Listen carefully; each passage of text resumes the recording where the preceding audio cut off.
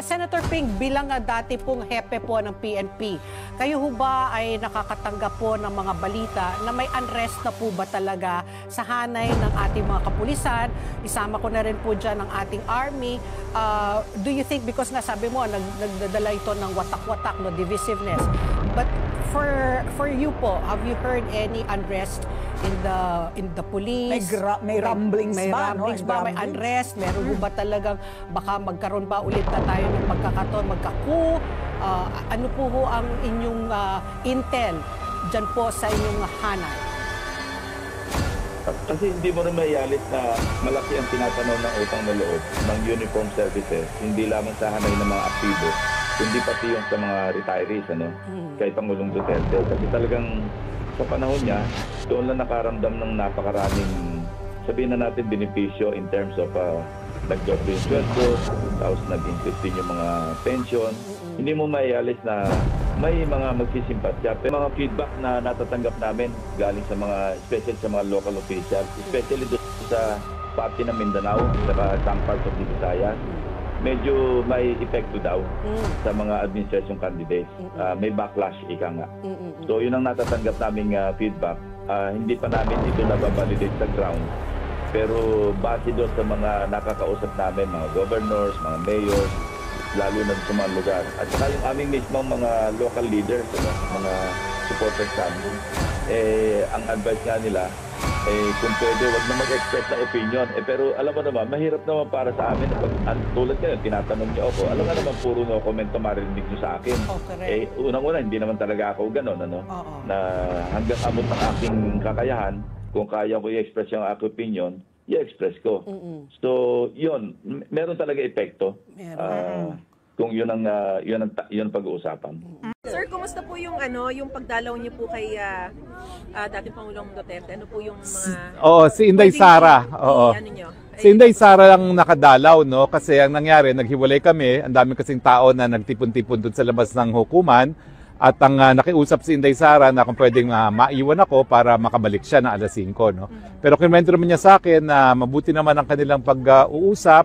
Unang-una, ang nami-miss talaga ni Presidente Duterte ay yung pagkain Pilipino at nag-request siya ng medyas at saka ng sinyelas. At ang sinabi nga niya, yung mensahe niya ay kulang ang mga tao at lahat ay mayroong panahon, no? There's a time for reckoning, no? Ang sabi niya, kulang no? ang mga tao? Hindi, I mean, ang sabi niya, cool lang ang mga tao. Cool. May nahon lang ang tao at there's a time for reckoning, no? At ang sabi nga niya, umuwi ka na kagad ng Pilipinas at dapat kayo nandun at naninilbihan, no? Sinabi niya kay Vice President. Umuwi na siya. Wag na siyang nandito, sabi niya. Umuwi ka na ng Pilipinas. Okay, yun ang sabi niya. Pero kumusta po yung kalusugan niya generally? Well, sabi naman ni BP Sara, ang tatay niya kasi hindi talaga napapatingin sa doktor, no? Pero mukha namang okay siya. Bagamat alam natin na yung appearance niya sa hukuman, ako bilang isang naging spokes niya, mukhang mahina.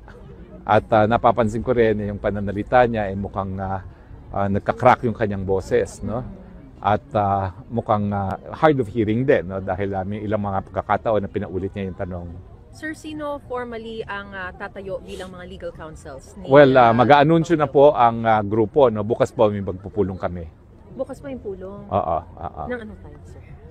Hindi ko lang alam kung ano pang time ang bukas, but I have confirmed kung sino yung lead counsel, no? So we have a lead counsel, there's a team. There's a team. Is he already formally hindi pa rin. Member? Hindi pa rin. The only one na na-recognize ang hukuman is si Attorney Bingbong Medaldea. Pero binanggit din sa sa ICC mismo si Attorney Kaufman. Hindi ko alam kasi hanggang ngayon wala pa rin kaming permiso to enter the detention facility, no? So hindi ko pa rin alam, but nagkausap kami ni Attorney Hoffman at nag-aantay pa rin kami. Okay. Anong response po ni Vice President Sara doon sa sinabi ni Pangulong Duterte na dapat umuwi na siya? Sabi naman niya, uwi siya, nag-aantay lang siya ng karelyebo kasi walang next of kin dito kung siya uuwi na. So when is Congressman Pulong coming? Nag-aantay kasi sila na magkaroon ng Schengen visa, yan ang problema. Kaya lang naka-visa si Vice President ay sinamahan niya anak niyang manood ng Taylor Swift dito sa Munich. Kaya meron siyang, so happy na meron siyang Sino visa. yung sila? Si I think the family. Congressman and the mayor? The family, I think, has the a whole visa. family, even sina Kitty? Husband niya, husband niya at saka yung daughter niya. Okay. Pero yung mga But kumukuha yung ng next visa, of kin na sinasabi, lahat ng pamilya ay nag-a-apply ngayon ng Shenzhen visa. even si Mayor Baste, si Lahat ng magkakapatid. si Kitty and Anilet. Yes. Oo. So in the meantime, na wala pa yung karelyebo, sino yung tatayong OIC ng Office of the Vice President? Well, wala namang OIC ng Office of the Vice President, Oo nga. no? So yun nga po. So okay. Wala namang right ganun. na, ano. Wala namang ganun because she functions as Vice President wherever she is. And then yung preparations for the impeachment, will it be halted? Hindi naman, ibang legal team naman yun. Okay. Tapos, sir, ano na lang ang asahan natin sa inyong legal na hakbay? Susunod na Ang masasabi ko lang po is, nakaplano na po lahat yan. In fact, ako naghahanda na kami ni VP Sara, isang taon nang nakakalipas, okay? And everything that we expected to happen, in fact, happened. So, meron kaming contingency for everything that has happened. No? So you were expecting this to happen? I have been expecting this for the past 3 years. Okay. Of course, medyo minority view ako dahil marami nagsasabing imposible mangyari yan dahil sinasabi nga ni Presidente Marcos na hindi siya makipagtulungan. I never believed him, not even for 1 second. Never. Okay. Meron kayong gusto nyong kumbaga, hindi nyo nahihintayin yung September 23? Well, I would rather na mag-discuss muna kami as a team. I have to be a team player. But it's unacceptable to us, to me personally, because hindi pa kami nagbi-meeting as a legal team na mag-aantay na September 23. Sige sir, meron ba kayong mensahe sa mga... Well, magpapasalamat kami sa lahat ng ating mga kababayan sa suporta na binibigay nila kay Presidente Duterte. Yun po nagbibigay ng lakas kay Presidente Duterte ngayon. Good morning. Okay. Magandang umaga. Thank you for accepting our invitation to join us this morning again on ASPN. Senator Ping, umpisahan na po natin. Ano muna ako, general question, yung saloobin nyo, anong nararamdaman nyo dito po sa nagaganap na itong major upheaval dito po sa ating bansa that's unfolding at magpapatuloy pa sa susunod na mga buwan o marahil ay taon pa? Senator Ping.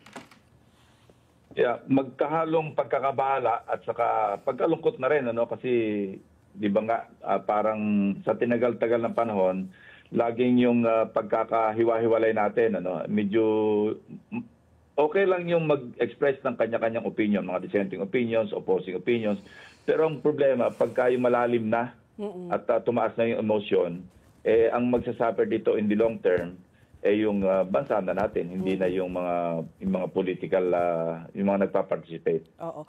Senator Ping, bilang dati pong hepe po ng PNP, kayo ho ba ay nakakatanggap po ng mga balita na may unrest na po ba talaga sa hanay ng ating mga kapulisan? Isama ko na rin po dyan ang ating army. Do you think, because nga sabi mo, nagdadala ito ng watak-watak, divisiveness, but for you po, have you heard any unrest in the police? May rumblings may ba? rumblings ba? May unrest? Meron ho ba talagang baka magkaroon ba ulit na tayo ng pagkakataon, magkaku? Ano po ho ang inyong intel dyan po sa inyong hanay?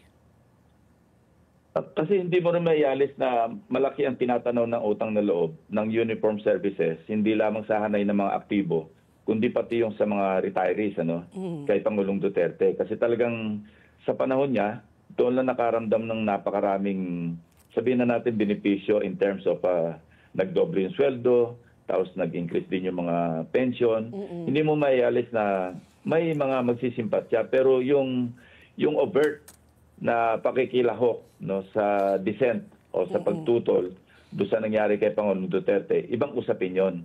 At I'd like to think na yung members ng armed forces, pati yung MUPs, yung uniform services, uniform personnel, mananatiling professional at saka tapat sa kanilang tungkulin at hindi kung anumang partisan na political activities. Okay.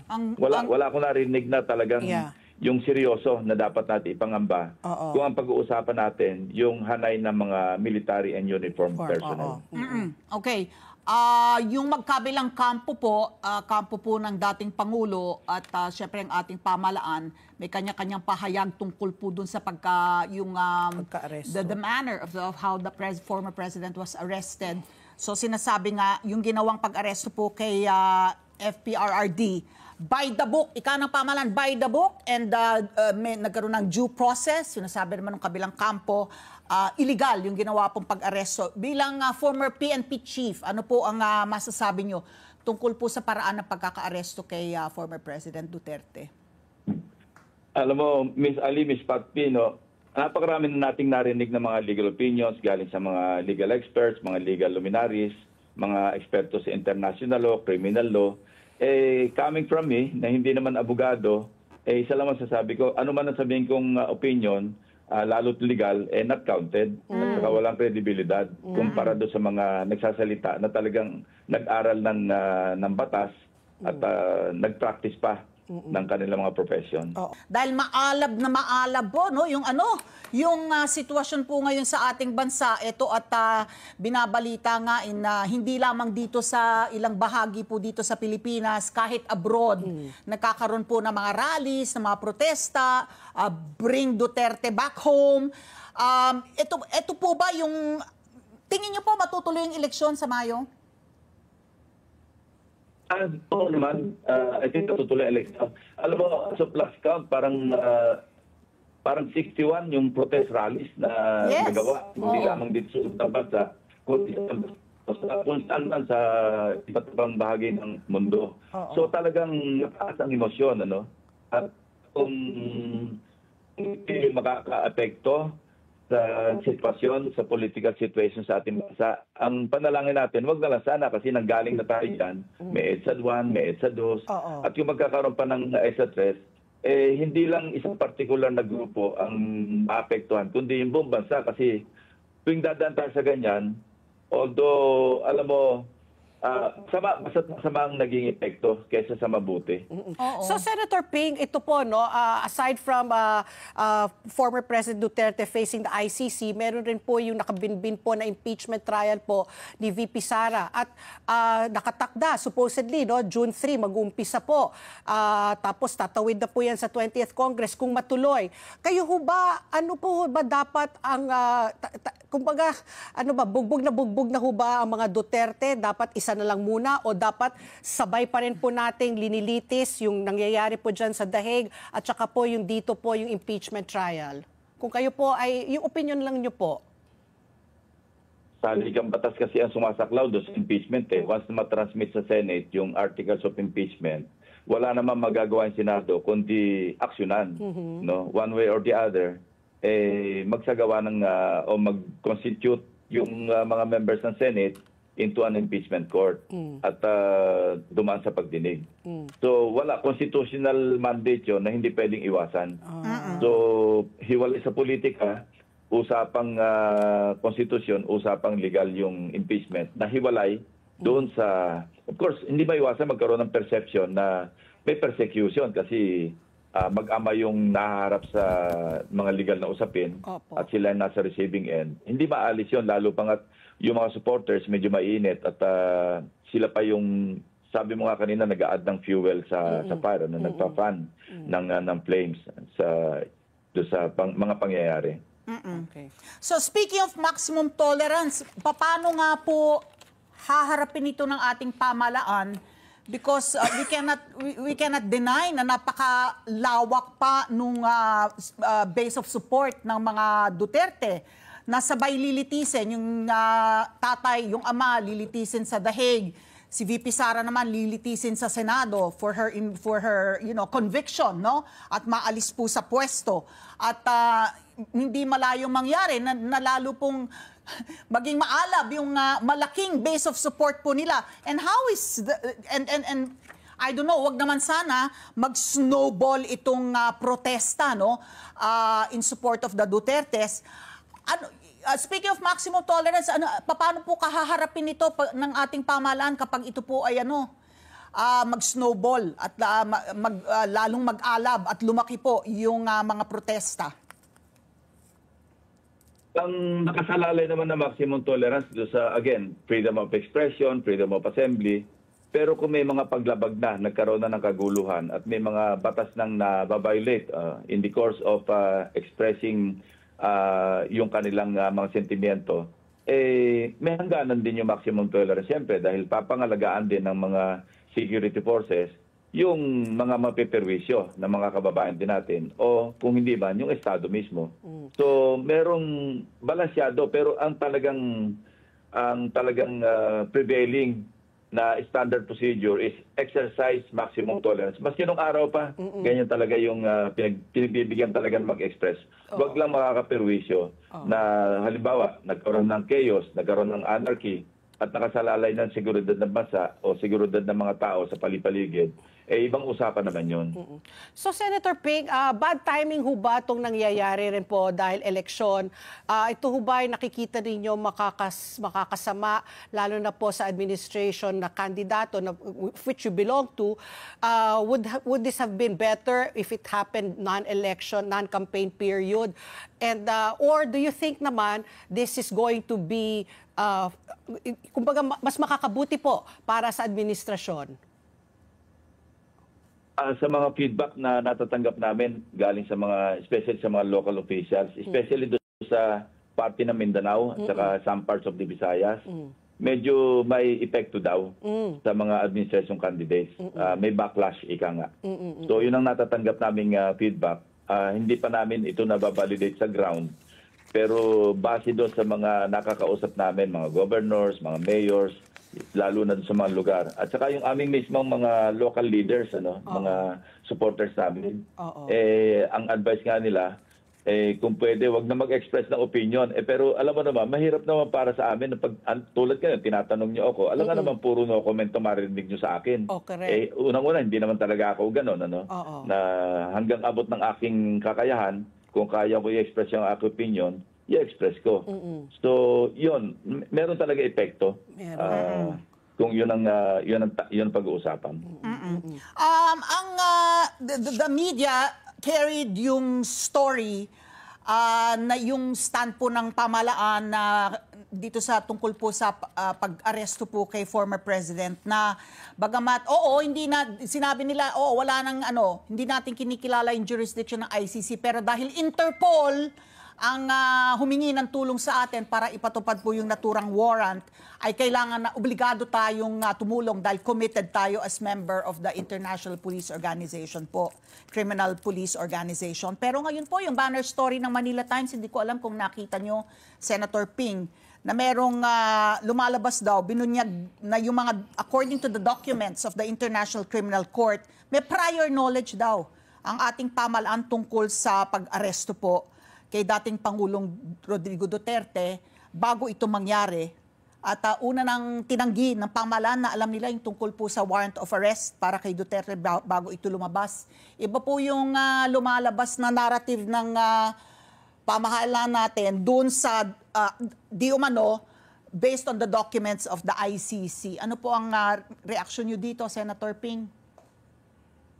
Sa panahon ngayon gawa ng information technology, kailangan bago ka magsalita, napakadali mag-fact check ngayon na Alice at Patpi. Kaya dapat mag-ingat talaga tayo sa mga sasabihin natin na accurate at hindi taliwas do sa lalabas sa later on na siya palang katotohanan. So, hindi ko naman hinusgahan na totoo yung nabalita sa dyaryo na matagal na, may prior knowledge na o hindi man.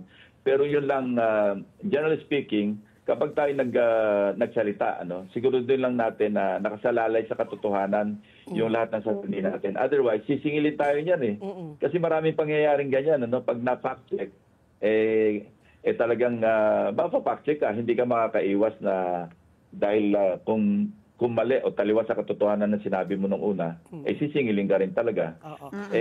Sabi ko nga, napakadaling mag-check ngayon ng mga datos kung ano yung totoo, kung ano yung hindi. Kaya nga, kung sakali makakabalik sa Senado, importante talaga ma-criminalize natin yung nagsasagawa ng yung paggawa ng fake Oo, news. fake news, Kasi correct. ito talaga nakakaperwisyo eh. Ngayon, Oo. ang daming fake news na lumalabas. Correct. Oo. Minsan hindi mo na alam, nakakahilo na alin ba yung totoo. Oo. Kasi pagka yung fake news, tinapatan pa ng not necessarily yung factual, Oh. kung di another fake news, talagang mahihilo yung mga kababayan natin kung sino ba talaga at ano yung paniniwalaan. Oo. Senator Pink, si Senator Bato de la Rosa, ito na nga rin po, no, sinasabi na po niya nahihingi ho siya ng proteksyon mula kay Senate President Chis Escudero. Correct me if I'm wrong, sinabi po kanina na aming guest kanina na only the Senate can only protect him if the sentence will serve parang 6 years or less. And the Senate has to be in session. Ano po ang pwedeng gawin po ng Senado para kay Senator Bato de la Rosa kung sakali man po siya po ay mahain na po ang kanyang warrant of arrest? Very limited. Tama yung sinabi mo kanina na dalawa yung limitations eh.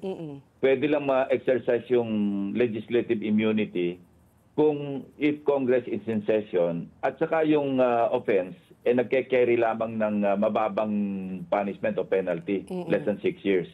Pagka mahigit pa doon, walang immunity. At saka kung recess yung Kongreso, wala ring immunity. So very limited. So ang magagawa lang ng Senado siguro ay kung matutulungan ng legal o yung moral support, yun na lang ang pwedeng ipagkaloob kay Senator De La Rosa, if and when it comes to that. Susundutan ko lang yon, Senator Ping. So, kung sakali, kunyari, nakasession po ngayon, so hindi siya mahuhuli, so pwedeng i-timing na lang po yon na nakabreak ang session, ang Senado. So, kailangan talaga break. Hindi rin applicable eh. Hindi rin applicable? Kasi mas mataas sa 6 years yung penalty. Hindi rin applicable maski yung Kongreso is in session. Siguro, out of courtesy, magde-defer na lang muna na wala sa plenary. Pero pag sinabi kong is in session, hindi yung nasa session hall mismo. Yes. Oo. Pag ibig sabihin ng is in session is merong regular session. Yung period ng regular session. Pero siguro, ang maipapagkakaloob na lang na magseserve ng warrant, in case na mangyari yun, tatapusin na lang muna yung plenaryo. Otherwise, parang wala namang respeto, magiging disrespectful naman doon sa institution. Na isipin mo, dadamputin yung senador habang nagsesession mismo. nagsesession, No, yung correct. actual session doon sa plenaryo.